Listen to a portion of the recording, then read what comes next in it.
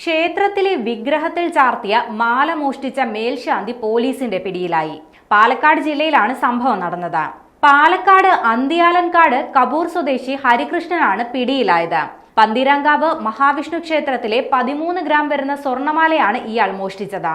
3 മാസം മുൻപാണ് ഹരികൃഷ്ണൻ പന്തീരാങ്കാവ് മഹാവിഷ്ണു ക്ഷേത്രത്തിൽ മേൽശാന്തിയായി ചുമതലയേറ്റത്. ഏതാനും ദിവസമായി വിഗ്രഹത്തിൽ ചാർത്തിയിരുന്ന മാല കാണാതായിരുന്നു. ക്ഷേത്രം ഭാരവാഹികൾ മേൽശാന്തിയോട് ഇക്കാര്യം അന്വേഷിച്ചു. എന്നാൽ കളഭം ചാർത്തിയതിന്റെ അടിയിലാണ് മാലയെന്നായിരുന്നു മേൽശാന്തി അന്ന് മറുപടി നൽകിയത്. എന്നാൽ സംശയം തോന്നിയ ഭാരവാഹികൾ ഇന്നലെ വൈകുന്നേരം ഹരികൃഷ്ണനെ പോകാൻ അനുവദിക്കാതെ തടഞ്ഞുവെച്ചു. തുടർന്ന് പന്തീരാങ്കാവ് പോലീസിൽ വിവരമറിയിച്ചു. പോലീസ് സ്ഥലത്തെത്തി മേൽശാന്തിയെ കസ്റ്റഡിയിലെടുത്ത് അന്വേഷണം നടത്തി. അപ്പോഴാണ് മോഷണ വിവരം പുറത്തുവരുന്നത്. വിഗ്രഹത്തിൽ നിന്നെടുത്ത മാല ഒരു ജ്വല്ലറിയിൽ പണയം വെച്ചെന്ന് മേൽശാന്തി പോലീസിനോട് മൊഴി നൽകിയിട്ടുണ്ട്. ഇത് കണ്ടെത്താനുള്ള ശ്രമവും പോലീസ് ആരംഭിച്ചിട്ടുണ്ട്.